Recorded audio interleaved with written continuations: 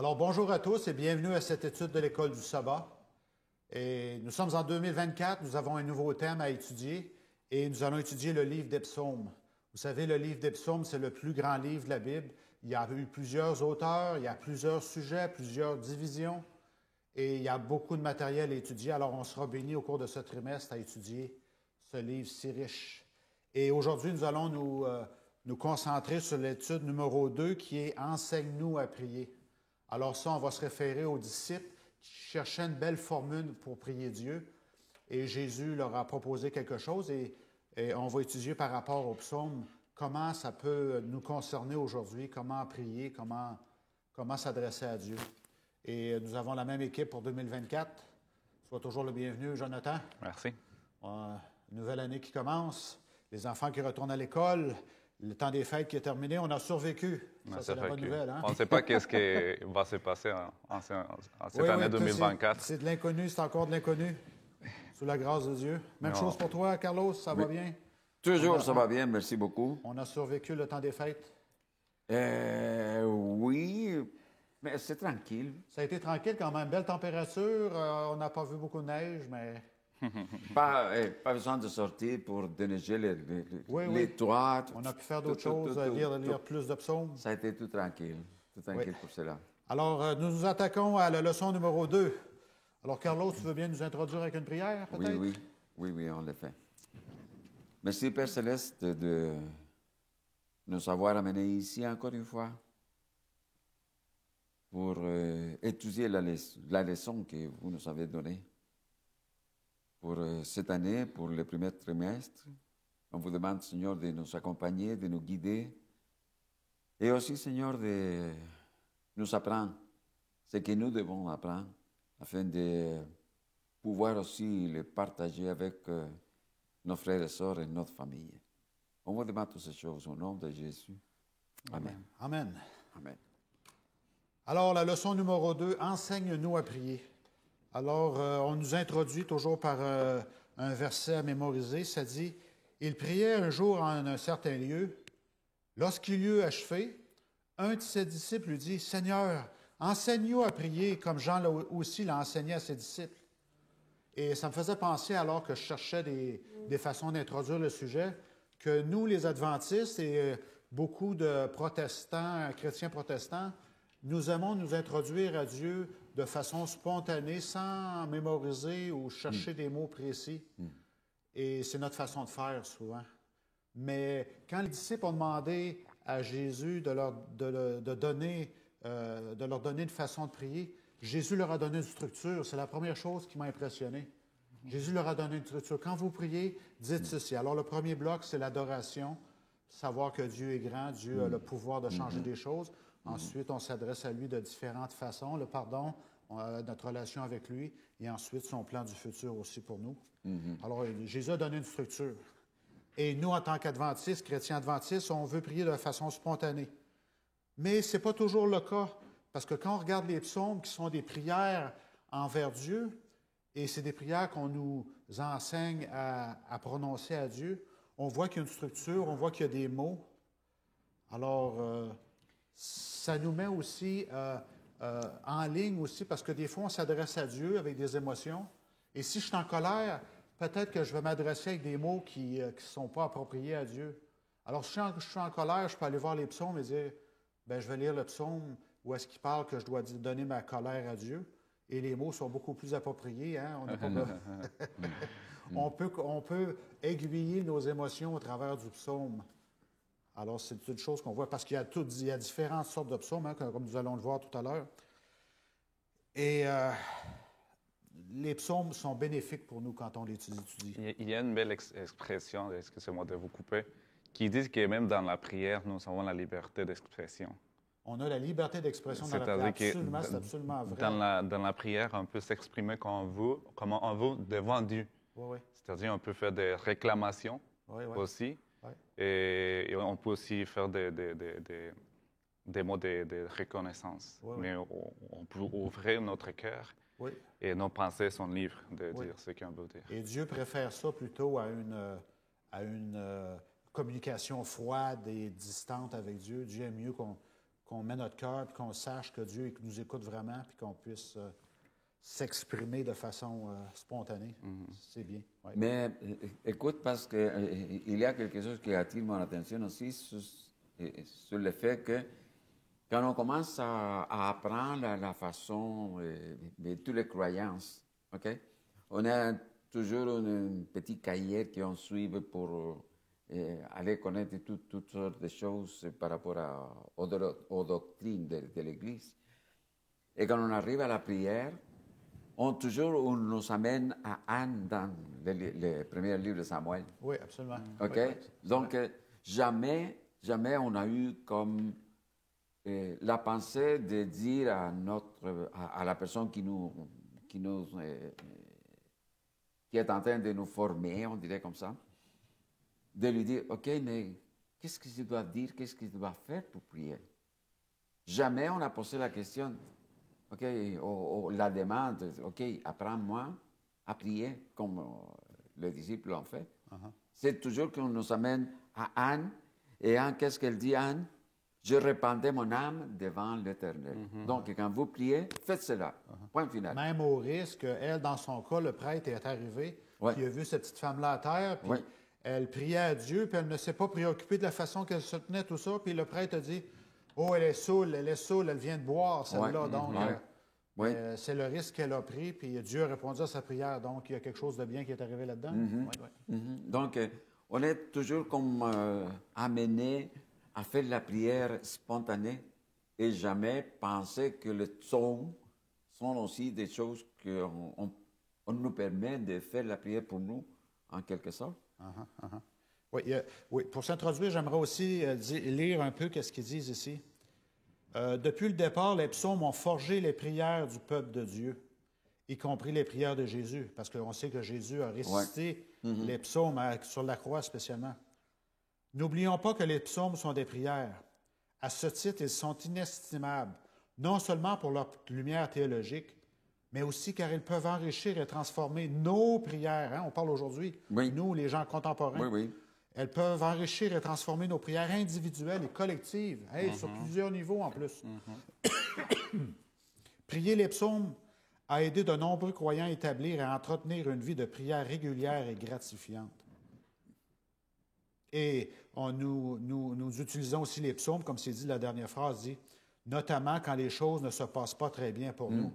Alors, les psaumes, on peut exprimer des psaumes sur certaines émotions, que ce soit la peur, l'angoisse, la colère, la rage, nos prières ne sont pas répondues, ou l'ennemi. Moi, je connais des bons chrétiens qui disent, moi, j'aime pas les psaumes parce qu'ils parlent toujours d'un ennemi. C'est comme si on avait une espèce de persécution constante où on avait cette espèce des mauvais sentiments envers les autres. Mais les psaumes nous rappellent aussi qu'il y a un ennemi. Quand on veut suivre le Christ, il y a un ennemi. Ou il est intérieur ou il est extérieur. Alors, il y a un ennemi aussi à combattre. Aussi. Et les psaumes nous le rappellent constamment. Comment bien parler à Dieu? C'est ce que les disciples voulaient savoir. Alors, comment peut-on utiliser les psaumes dans la prière? On a le psaume 105 qu'on nous demandait de lire. Et puis, ça, c'est un psaume, le psaume 105, pour confirmer que Dieu a vraiment aidé le peuple en Égypte pour sortir d'Égypte alors qu'ils étaient des esclaves, qu'ils n'avaient aucun droit, qu'ils étaient bafoués dans leur vie. Et Dieu les a sortis à main forte. 1,5 million de personnes au moins sont sorties de l'Égypte que Dieu a apporté au travers du désert et l'a emmené dans le pays promis. Et les psaumes le rappellent constamment que Dieu est là, Dieu est très puissant. Et on parlait aussi dans Dimanche que les psaumes aussi, la semaine passée aussi, on a vu qu'il y avait 5 divisions de psaumes. Parce que c'est pas David qui a tout écrit les psaumes, c'est un livre qui a été réédité jusqu'à Esdras, tout ça. Mais en termes de sujet, on dit qu'il y a 9 différentes sortes de psaumes. On a les psaumes de lamentation ou de complainte individuelle. Ça veut dire que si je prie le matin et j'utilise un psaume, ça peut être pour une complainte individuelle. Il y a des psaumes de lamentation ou de complainte collective. Parce qu'on dit, faut se rappeler aussi qu'au temple, on récitait beaucoup de psaumes au temple. Certains, à la Pâque, on récitait tel psaume. À la sortie du temple, on récitait un autre psaume. Alors, c'est collectif, individuel, des psaumes d'action de grâce, des hymnes, juste des hymnes pour s'encourager tous et chacun. Il y a des psaumes de pénitence, des psaumes sapientaux, ça veut dire des psaumes de sagesse, des psaumes qui vont ressembler à ce que Salomon a écrit avec des belles paroles.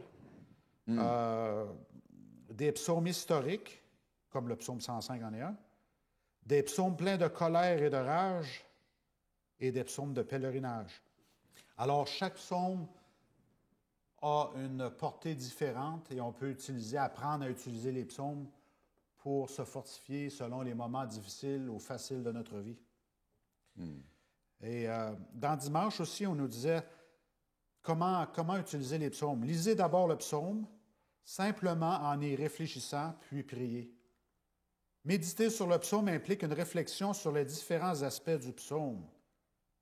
Parce que beaucoup de psaumes, il faut se rappeler que David était persécuté par Saül et que tous les gens, il faut penser à David, il trouvait quelqu'un dans un village qui parlait la même langue que lui, c'était un Hébreu comme lui. Il était attiré à lui parler, mais en même temps, sa tête était mise à prix. Il savait que l'Hébreu pouvait aller rapporter à Saül, « Hey, David est dans telle ville. » C'est que ça s'est passé vraiment quelquefois. Oui, ça s'est passé aussi. Oui, ça s'est vraiment passé aussi. Alors, David était toujours sur ses gardes. Il ne pouvait pas faire confiance à personne, sauf à Dieu. Songez au message du psaume à la lumière de la personne du Christ, parce qu'ils sont tous christocentriques aussi. De son œuvre salvatrice et de l'espoir à long terme que cette dernière nous offre. Il est toujours utile de voir tout ce qui se trouve dans la Bible à la lumière de Christ et de la croix. De plus, cherchez dans le psaume de nouvelles motivations pour prier et réfléchissez à leur importance pour vous, pour votre Église et pour votre monde. On a étudié dernièrement qu'il y avait 3 niveaux d'évangélisation. Il y a Jérusalem qui est chez nous, il y a Samarie qui est à notre travail à l'extérieur, puis le reste du monde où est-ce qu'on a moins de portée. Alors le psaume, comment est-ce qu'il peut m'aider à être un modèle dans ces 3 niveaux-là aussi? Si le psaume correspond à la situation de quelqu'un que vous connaissez, intercédez dans la prière pour cette personne. L'idée, c'est que le psaume absorbe tellement d'aspects de l'existence que nous pouvons être enrichis en lisant et en absorbant dans nos cœurs ce qu'ils nous disent. Colossiens 3,16 dit que la parole du Christ habite en vous avec toute sa richesse. Alors, les psaumes sont extrêmement riches si on les étudie dans le contexte. Et ils ont une portée aussi dans notre contexte à nous. Alors, ils deviennent absolument riches parce que le Saint-Esprit nous parle de plusieurs niveaux. Et c'est ce que la leçon de dimanche nous disait. Pourquoi la lecture de la Bible est-elle cette première étape et l'étape la plus cruciale vers cette expérience? Bien, je répondrai à ça que c'est le Saint-Esprit. Derrière la Bible, derrière tous les écrivains et les prophètes qui sont derrière les Écritures qui sont là, c'est le Saint-Esprit qui est là. Bien, je pense plutôt que ça nous dit que la parole de Christ habite. OK? Où est-ce qu'on trouve la parole de Christ? C'est la Bible, point. Oui, bien, les psaumes, parce que justement, on va étudier qu'il y a des psaumes qui ce sont des prophéties directes sur la mission du Christ et la mission directe au niveau de la croix aussi. Comme Psaume 22 parle vraiment, quand on lit Psaume 22, on voit Jésus à la croix vraiment. Là. Alors, c'est extrêmement riche. Oui. Oui, mais pour moi, la question, c'est comme... Pourquoi la Bible? Parce que la Bible, c'est la source. Absolument. OK? Donc, pour moi, la question, c'est comme un peu... Tordu. Non, pas tordu, comme inefficace. OK? Parce que si tu n'as pas la Bible, comment est-ce que tu peux avoir la parole de Dieu, la parole de Jésus en toi, en tout moment? C'est comme... Je ne sais pas, j'ai les mots en espagnol, le perogrullo, mais c'est comme une question bête, peut-être. Pourquoi? Parce que si tu n'as pas la Bible, tu n'as pas la parole de Dieu nulle part. Parce que la Bible nous enseigne, il y a des parties historiques, il y a des parties où est-ce qu'on voit les promesses de Dieu avec Abraham, tout ça. Puis finalement, ben, les psaumes, quand on lit les psaumes, on s'aperçoit que c'est au niveau de la communication. On a David qui va avoir cette communication, cette protection avec Dieu. Mais en même temps, pour nous aussi, elle est très pertinente pour nous aujourd'hui parce que ça nous parle, quand j'ai les psaumes, ça me parle directement à moi, ça me parle de mon Sauveur là-dedans aussi. Mais où tu le trouves ça? Où est-ce que tu vas trouver tout cela? Ben, dans la Bible. Oui, c'est ça. C'est dans Donc, la Bible, tout simplement. c'est pour cela que je dis, pourquoi la question? C'est évident que si tu n'as pas la Bible, tu n'as rien. Okay? Ça, moins, oui. Il reste la nature. C'est juste... On peut découvrir Dieu dans la nature, mais disons que ça ne parle pas comme les psaumes. Mais oui, c'est ça. C'est ça. Et c'est vrai ce que tu dis.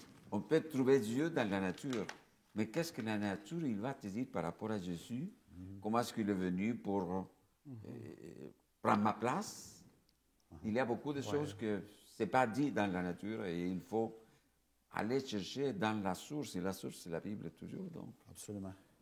À lundi maintenant, Jonathan, confiance dans les moments difficiles. Alors, on sait que David, de l'âge de 16 ans, où est-ce qu'il était là affronter Goliath, jusqu'à l'âge où est-ce qu'il a été couronné roi, ces 20 ans de sa vie ont été extrêmement laborieux. Sa tête était mise à prix de sa famille, de son beau-père, tout ça, c'était extrêmement difficile.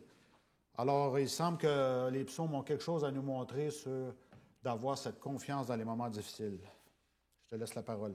Effectivement. On se pose beaucoup de questions. Il y a des questions ici, il y a des questions personnelles. Donc, des fois, je pense, quelle serait la vie d'un chrétien sans les psaumes? Parce qu'on y trouve plusieurs choses.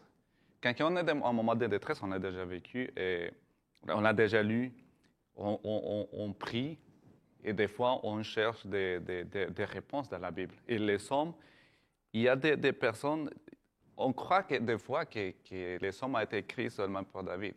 Non, il y a plusieurs personnes qui ont été... Oui, David a écrit la plupart, la majorité. Mais il y a aussi Asaph. Il y avait aussi le fils de Corée, il y a aussi Salomon, il y a Moïse, il y a plusieurs personnes qui ont écrit les psaumes. Pourquoi? Parce qu'ils ont vécu des moments difficiles et des moments de joie aussi, ils ont voulu les partager pour nous donner à nous, pour les temps de la fin, pour nous donner de l'espoir. Oui, c'est vrai qu'ils vivaient avec Dieu une communication réelle, mais ils ont aussi expérimenté, la séparation de Dieu. Ils croyaient que Dieu les avait abandonnés. Ouais. C'est pour cela qu'il dit, des fois, qu'il nous montre comment agir dans ces moments difficiles. Alors, le psaume 44, ça commence par des mots d'introduction, de reconnaissance envers Dieu. Dieu nous a délivrés, Dieu, tu nous as à nos parents, l'épée nous a délivrés, l'armée. Ce n'est pas pour nous, c'est toi qui es avec nous.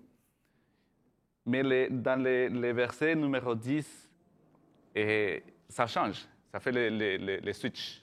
Par contre, dit les versets numéro 10, tu nous repousses, tu nous cours de honte, parce qu'ils commencent à expérimenter que Dieu les a abandonnés. Qui n'a pas vécu, ici la leçon nous demande, qui n'a pas vécu des situations similaires? Est-ce que vous l'avez déjà vécu? Oui. Absolument. Je sais que vous, et Carlos aussi, moi aussi, mais des situations différentes. On ne vit pas les mêmes situations, des situations différentes. Mais c'est quoi le but? Qu'est-ce qu'on peut retirer de cette situation-là? Parce que dit qu'on vit des moments difficiles, comment dire, il y a un mot qui se répète, des complaintes. On est livré à l'ennemi, on est séparé de Dieu. Hein? Si tu vends ton peuple pour rien, hein? Tu fais un objet d'opprobre pour nos voisins, de moquerie et de risée, de sarcasme. Alors, quand on est loin de Dieu, Dieu nous abandonne. Bien, on dit que c'est Dieu qui nous abandonne, mais c'est toujours nous qui abandonnons. Oui, c'est toujours ça, les faits de plainte. Seigneur, ne nous abandonne pas, on veut rester proche de toi. Mais il y a quelque chose d'important. Quand on vit de ces moments difficiles, le Seigneur, c'est qu'il veut qu'il cherche de nous préparer pour les temps de la fin. C'est-à-dire parce qu'il va y avoir un moment où on va expérimenter que Dieu nous a abandonnés parce que l'Esprit va se retirer. Il n'y aura aucune intersection dans l'humanité. C'est-à-dire l'Esprit de Dieu se retire, il n'y a pas d'intersection, il n'y a pas de rassurance sur les peuples de Dieu. Alors, on va expérimenter les temps de, comment on dit, de détresse de Jacob, c'est ça qu'on appelle? La détresse de Jacob, oui. Alors, c'est ça. Mais à ce moment-là, Dieu nous prépare des petits moments parce qu'à la fin, on va dire, on a déjà vécu cela, mais nous savons que Dieu est avec nous, toujours avec nous. Je me souviens que j'ai vécu, je vous avais déjà raconté que j'ai vécu des moments difficiles quand j'ai eu des moments d'épisodes de panique. Ça, c'est pas bon, c'est pas facile. Je l'ai vécu pendant certains moments, à peu près 6 mois. C'était tellement difficile, les symptômes sont terribles. Puis, j'ai prié. Dans mes prières, il y avait des sons qui venaient à moi. À ma remembrance ici, dans mon cerveau, j'avais des sons. Ça, c'est des moments où on peut mieux s'exprimer. Oui, c'est vrai, on commence à expérimenter que Dieu nous a abandonnés, mais non, Dieu à nos côtés. Il nous donne de la force pour y continuer. Alors, et ça, c'est des choses terribles, on pourrait dire, mais en même temps, Dieu nous prépare pour les temps de la fin. On est préparé en tant que chrétien. On ne peut pas dire on va échapper des moments de détresse, des moments difficiles. Moi, je suis chrétien, je suis le Fils de Dieu. Non, on doit se préparer parce que nous, ça va nous toucher plus fortement en tant que chrétiens, n'est-ce pas? Puis on a dans le verset, ça dit, on voit que c'est quelqu'un qui cherche à avoir la face de Dieu. Tu nous as bénis dans le passé, puis là, les gens se moquent de nous, ça va mal. Puis là, pour conclure, ça dit, réveille-toi. Pourquoi dors-tu, Seigneur? Réveille-toi, ne nous repousse pas à jamais. Pourquoi caches-tu ta face? Pourquoi oublies-tu notre misère et notre oppression? Car notre âme est abattue dans la poussière, notre corps est attaché à la terre. Lève-toi pour nous secourir, délivre-nous à cause de ta bonté. Alors, on voit qu'il y a comme une espèce d'intercession qui se fait là, où est-ce qu'on se rappelle le passé, que Dieu t'était là, mais aujourd'hui, je te sens pas, je parle, puis j'ai l'impression que mes prières ne dépassent pas le mur, le plafond ici. Alors, ils intercèdent. Seigneur, ne me laisse pas tomber, je ne veux pas être à la merci de l'ennemi, qui est le péché. Je veux vaincre tout ça, Seigneur, grâce à toi. Alors, c'est une prière d'intercession, de négociation avec Dieu. J'ai une question pour toi directement, Yannick. Oui. Pendant tes études en tant que pasteur, vous avez entré dans les psaumes? Oui, on est dans vos études? Oui, oui. OK. Moi, je ne suis pas pasteur, je n'ai jamais étudié la théologie, mais jamais je rentré dans les psaumes de la façon que maintenant, on nous amène à parler des psaumes. Et qu'est-ce qu'on apprenait? Toujours le psaume 23. C'était toujours paf, paf, paf, paf. Et c'est très riche. On peut prêcher plusieurs sermons sur le psaume 23. OK. Mais on arrive jusqu'à là. Oui. Tu comprends ce que j'essaie de dire? En plus de cela, quelle autre chose on avait dans le psaume? Le 105... Ben aujourd'hui, moi, c'était 105. 105, peut-être. 105. C'est ta parole est lumière dans mes voies et tout cela. Mais c'était comme toujours quelque chose, mais on ne rentrait pas dedans les psaumes. Les psaumes aussi 91. Hein? Les psaumes 91 aussi. Oui, oui. C'est plus. Mais plus on a connu. 140. 145? Les psaumes, il y en a 150? 150. 150. Mais on parle juste des deux qu'on connaît à peu près. Et il y a le 105 qu'on connaît un verset. Donc, nous, étant que personnes normales, étant que croyants normaux dans l'Église, et avec un avancement, une connaissance, mais on n'est jamais rentré de la façon qu'aujourd'hui, il nous montre c'est quoi les psaumes. Oui, c'est très riche, c'est très profond. Peut-être qu'on a déjà vécu auparavant, mais on les voyait comme tels, comme on les voit dans la leçon. C'est cela parce que ce que tu viens de dire tantôt, de lire, c'est vrai, on a vécu des situations comme cela. On a eu la même pensée, on a eu la même pensée, c'est bien ça. Mais on n'a pas eu comme là, je suis veillante, OK? Donc je veux dire, c'est là, oh Dieu. Non, non, non, non, non. Le Seigneur est trop haut, le Seigneur est plus puissant. Comment est-ce que je vais me diriger de cette façon-là? Même si j'ai eu la pensée, mais je n'ai jamais dit au Seigneur, Seigneur, pourquoi est-ce que... OK? De la façon comme les psaumes me les présentent. Parce que là, on commence à tâcher les choses.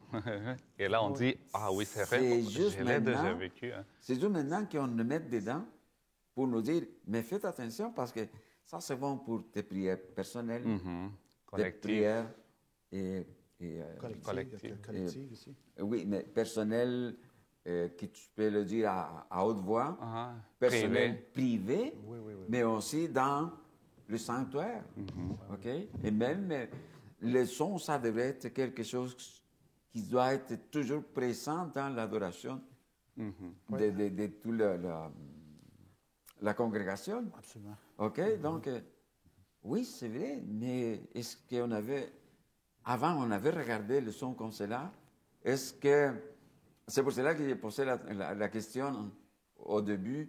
Est-ce que nous avons eu comme l'attitude de demander à la personne qui nous formait, qui nous donnait les premières leçons, OK, apprends-nous aussi à prier. Tu comprends? Oui. Uh-huh. Oui. Alors, on va continuer avec le lundi. Est-ce que tu avais d'autres choses à dire, Jonathan? Non. Puis, qu'est-ce que tu avais dit au début? C'était juste, parce qu'on parle, au travers du psaume 44, de s'exprimer honnêtement et ouvertement à Dieu, dire nos émotions et pas dire, des fois, on veut prier froidement à Dieu. Des fois, on est frustré avec Dieu.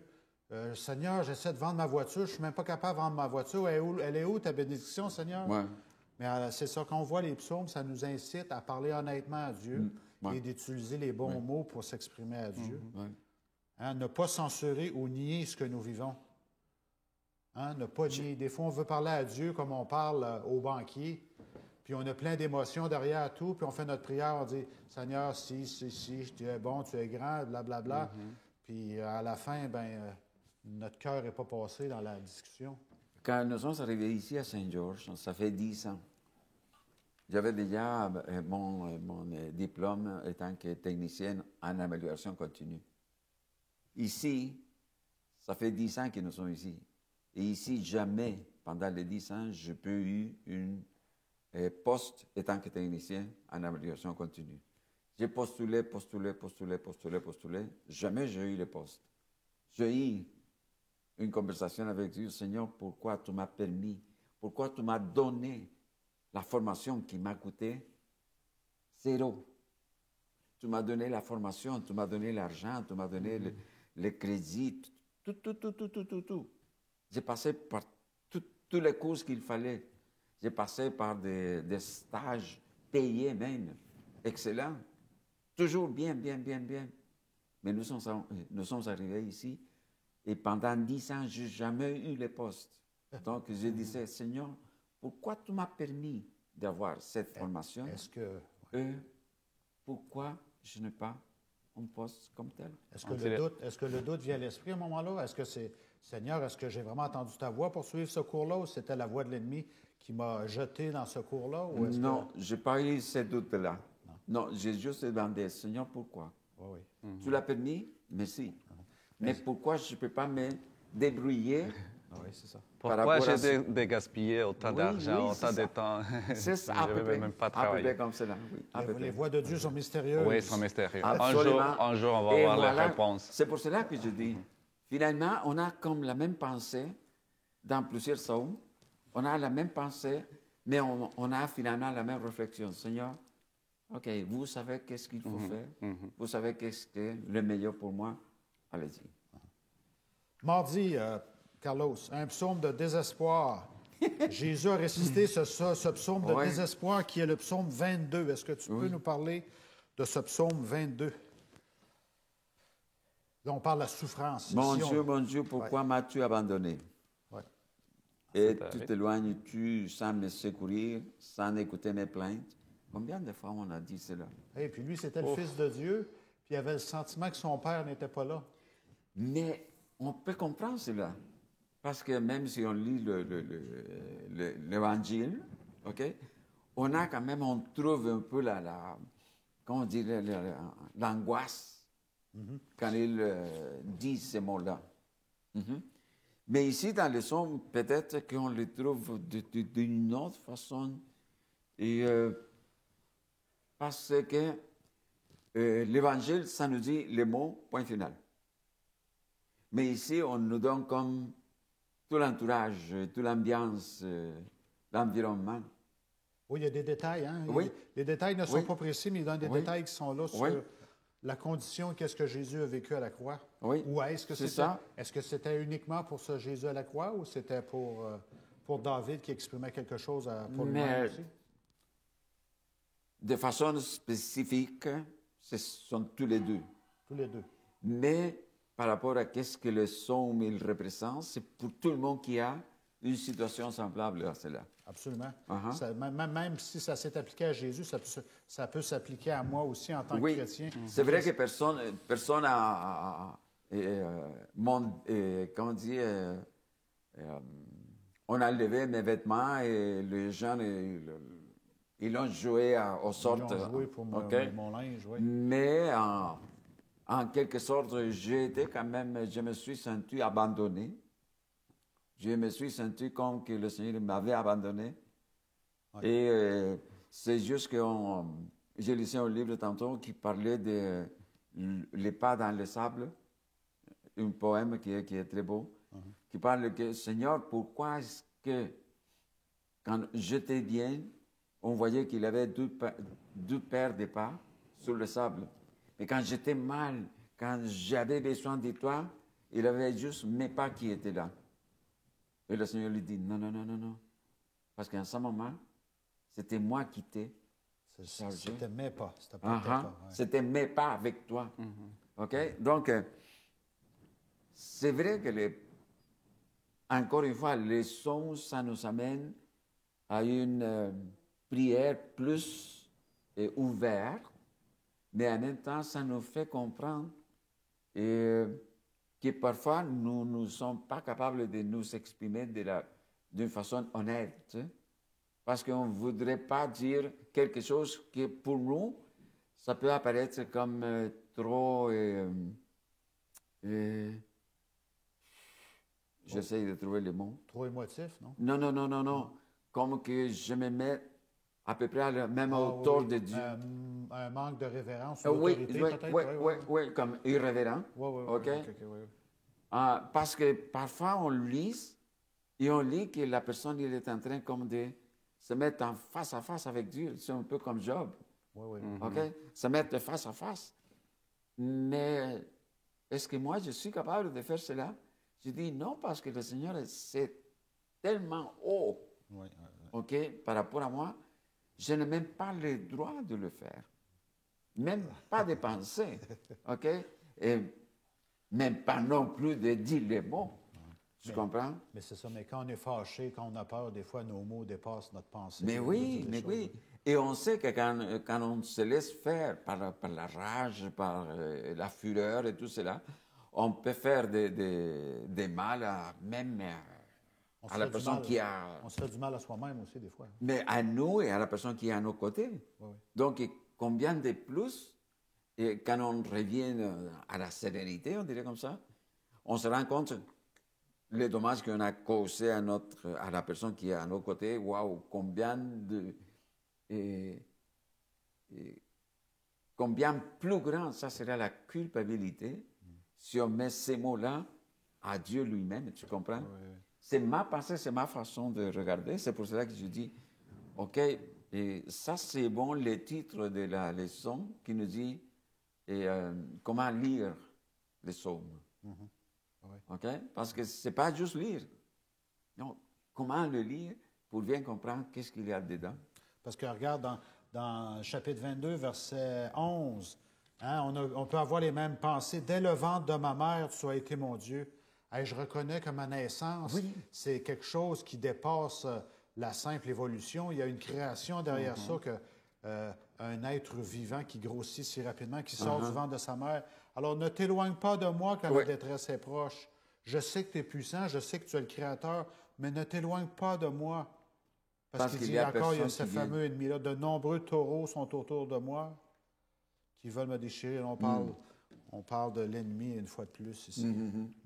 En lisant les psaumes, nous pouvons aussi expérimenter qu'il y a quelque chose... nous aide à réfléchir qu'il y a un créateur.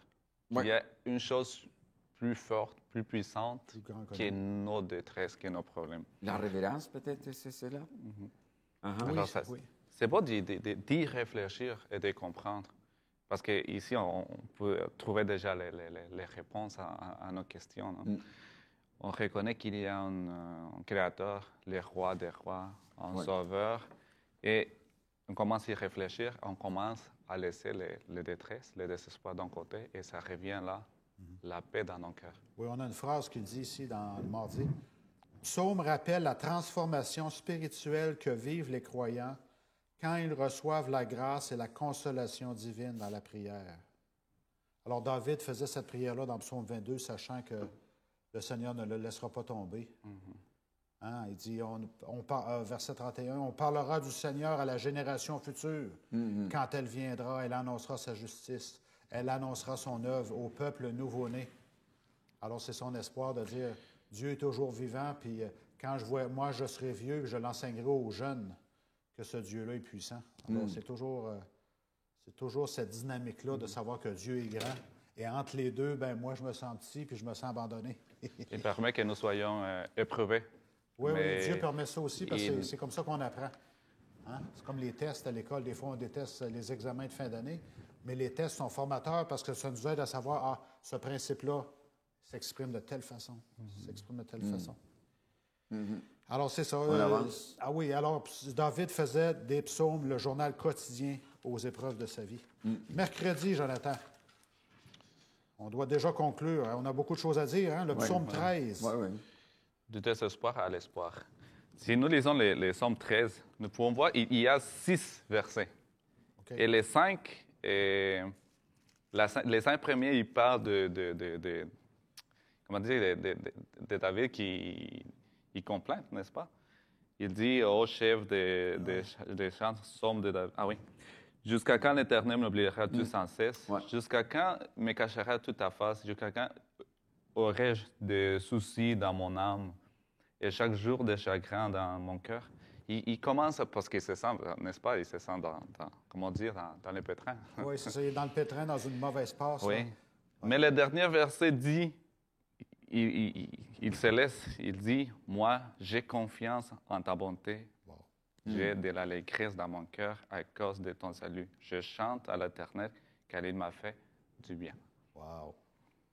Alors, c'est la grâce, hein? Il expérimente la grâce malgré la souffrance et toutes les mauvaises choses qu'il a. Oui, c'est comme on a dit tantôt qu'on commence à expérimenter. Ça, c'est des essais pour nous, pour que nous puissions avancer. Oui, avancer.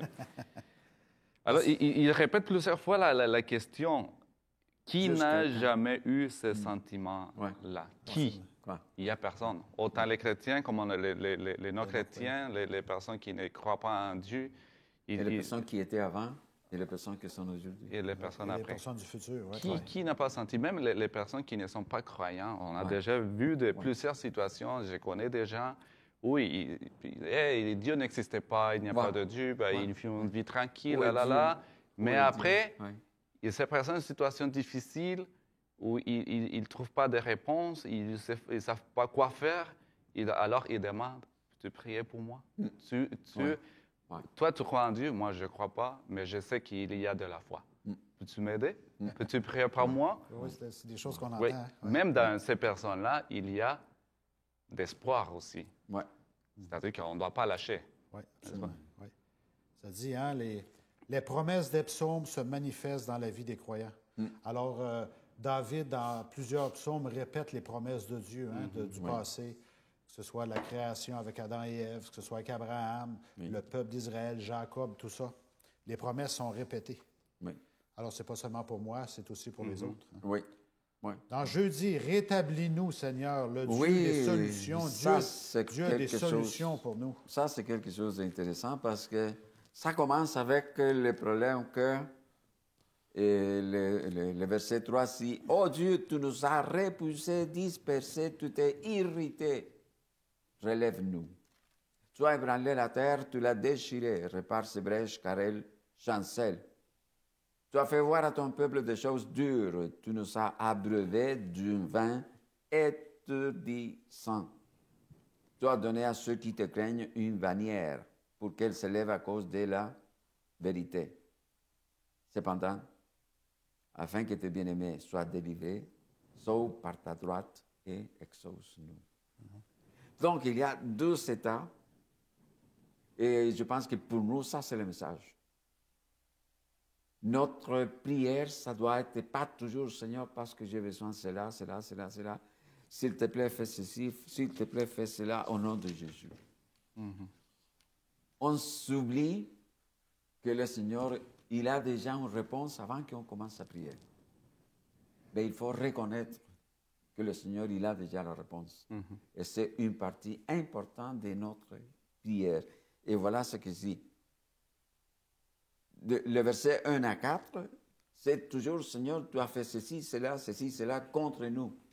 Mais le verset 5, afin que tes bien-aimés soient délivrés, sauve par ta droite et exauce-nous. Ça veut dire, il y a encore la foi, il y a encore la confiance que Dieu est avec nous et qu'il a tout le contrôle, toujours. Tu disais le mot bannière, c'est une identité aussi. Hein, quand on parlait de bannière, la tribu de Juda, moi j'appartiens à tel caractère et j'avance de cette façon-là. C'est une identité que Dieu nous donne. Oui. Maintenant, c'est la bannière, oui. Oui, la bannière de chrétien. Je vois que tu as apporté un livre avec nous. Tu voulais en parler justement de cette identité? Puis, OK, non, c'est juste... Très brièvement. C'est juste une petite histoire qu'on a trouvée ici dans ce livre. Et que c'est l'histoire de Corrie ten Boom. Oui, Corrie ten Boom, des fois je la cite durant mes sermons. Oui. C'est une dame c'est une Hollandaise qui protégeait des Juifs. Oui, hein? pendant la guerre, la Deuxième Guerre.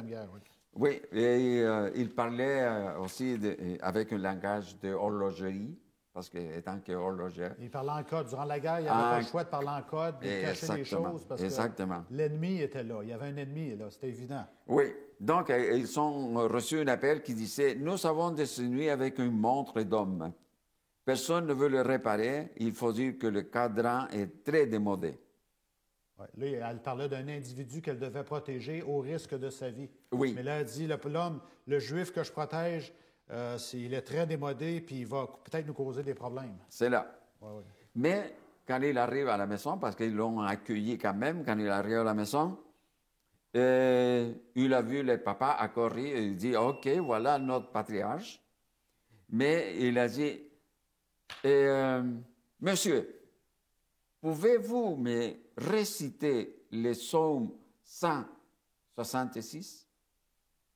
Les psaumes 166. Alors, si on étudie les psaumes moindrement, on sait que le psaume 166 est très particulier. Il n'existe pas. Il n'existe pas. Oui, c'est cela. Donc, c'est cela la réponse de monsieur. Donc, le juif lui dit, vous permettez que je commence à lire? OK, vas-y, parce que j'aimerais apprendre cela.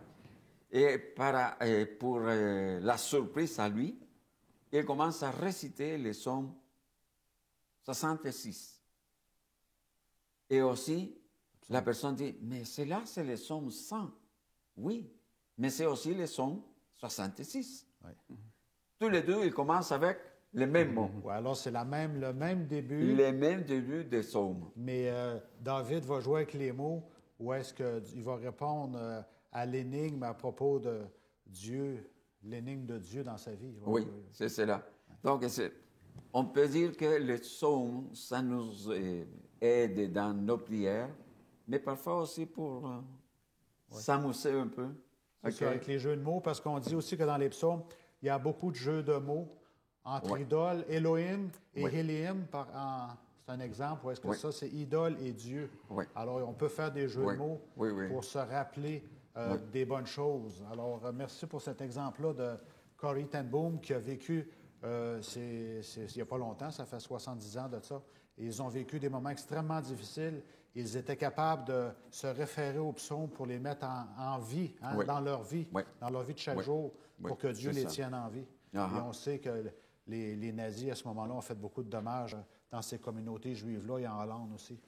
Alors, le Seigneur est toujours là et le Seigneur agit toujours dans nos vies, même aujourd'hui, même qu'il y a beaucoup de gens qui ne parlent pas à Dieu, qui ne veulent pas de Dieu dans leur vie, mais Dieu est là. Oui. Est-ce qu'on peut aussi écrire notre propre psaume?